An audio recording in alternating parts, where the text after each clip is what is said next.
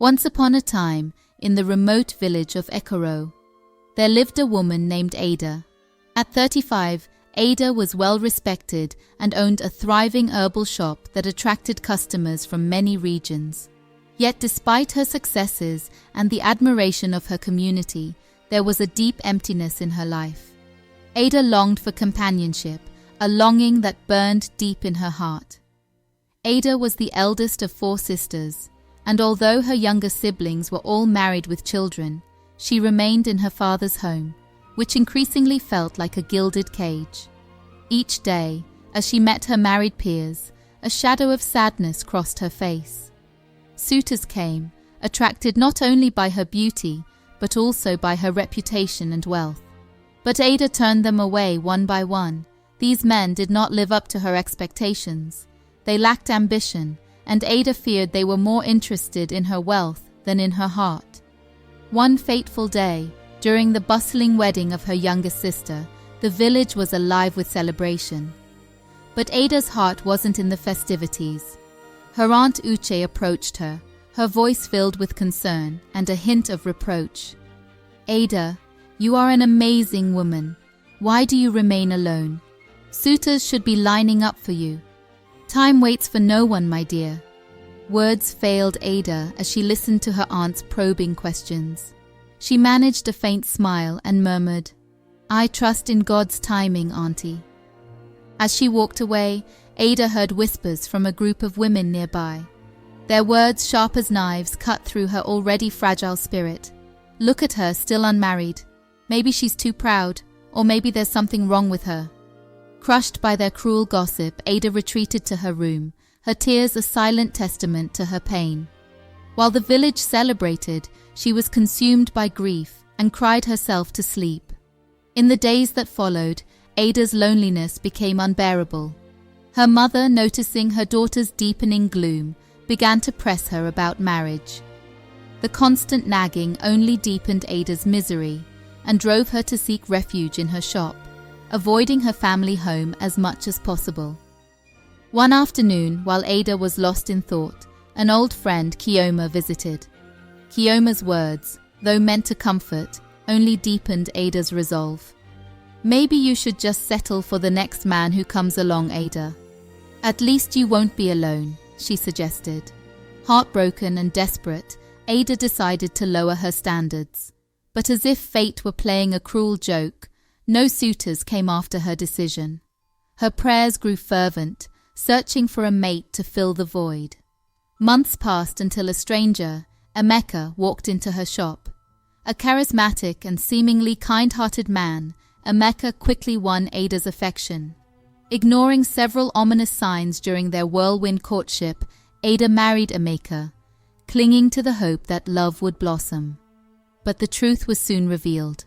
Emeka harbored dark secrets, debts from gambling, and a past marked by deceit.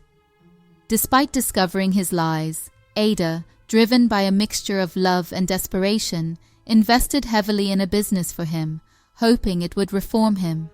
The business failed. Emeka's habits worsened, and he plunged into alcohol and reckless spending, using Ada's wealth as a lifeline. When Ada confronted him, Emeka's true nature was revealed. He turned violent, leaving Ada to suffer alone. Months into their marriage, Ada discovered she was pregnant. Amid the joy of impending motherhood, she endured Emeka's escalating abuse, each episode more harrowing than the last. One brutal night, Emeka's violence landed Ada in the hospital, her life and that of her unborn child hanging by a thread. Ada survived, but the cycle of abuse continued. Emeka disappeared periodically, gambling away their money and leaving Ada to fend for herself and their child. Eventually, Emeka disappeared with all their savings, leaving a trail of debt and a broken family. Ada's spirit, once vibrant and hopeful, was now shattered. She returned to her herbal shop and struggled to rebuild her life from the ashes of her dreams.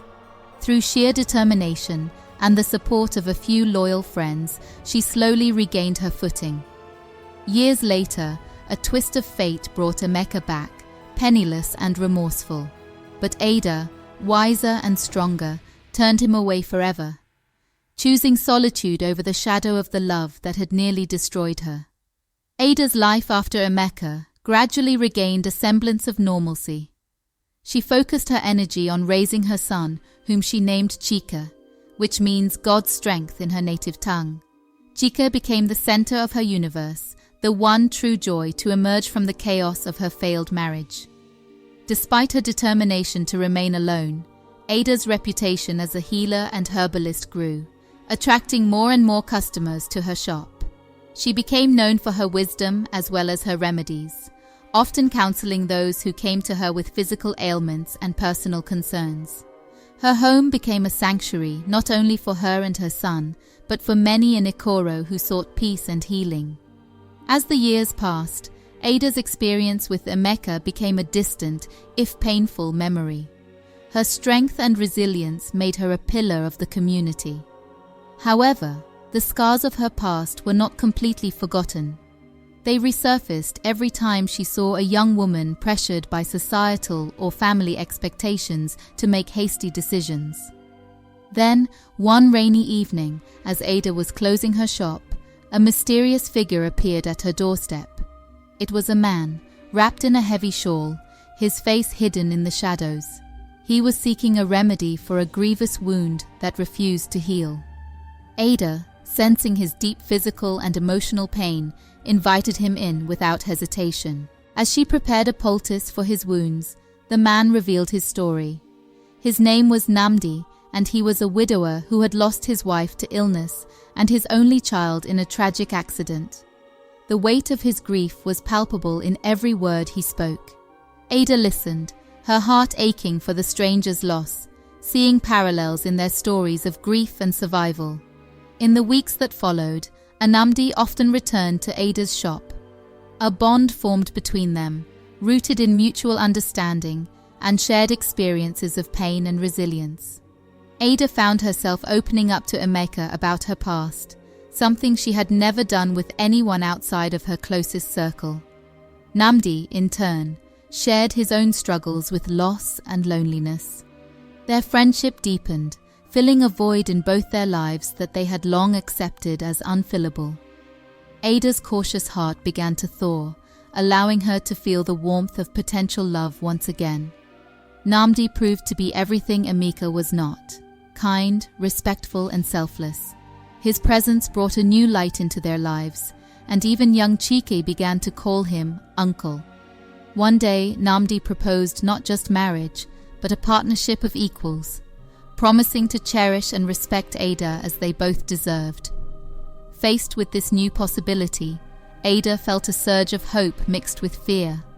The scars of her past were still there, but so was her desire for companionship that was true and respectful.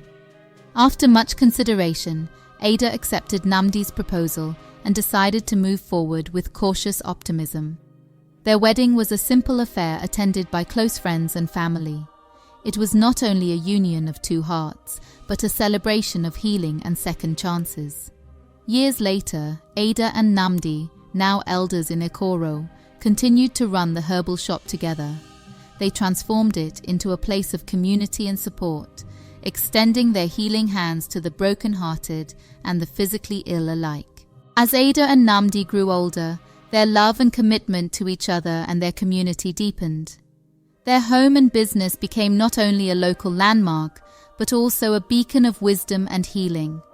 The herbal shop flourished under their combined expertise, drawing people not only for physical remedies, but also for advice on life and love. Ada, once consumed by personal grief, had transformed her pain into a deep empathy that touched all who met her. Over the years, Chike married a compassionate woman named Ifeoma, who shared his commitment to community service. They had children of their own who grew up hearing stories of Ada's resilience and Nnamdi's kindness. Ada and Nnamdi, now proud grandparents, rejoiced in the bustling, joyful home they had created from the remnants of their once broken lives. In the final chapter of Ada's life, the story was no longer just about her struggles, but about the triumph of love over adversity, of community over isolation, and of hope over despair. Her story, interwoven with Namdis, continued to inspire not only their descendants, but everyone in Ekoro. Ada's journey taught that while the wounds of the past may shape us, they do not define us. Instead, our choices, our love, and our resilience forge the true story of our lives. Yes, we've come to the end of another story. I hope you liked it. You can subscribe to the channel so you don't miss any of our videos. Don't forget to leave your feedback in the comments. See you soon.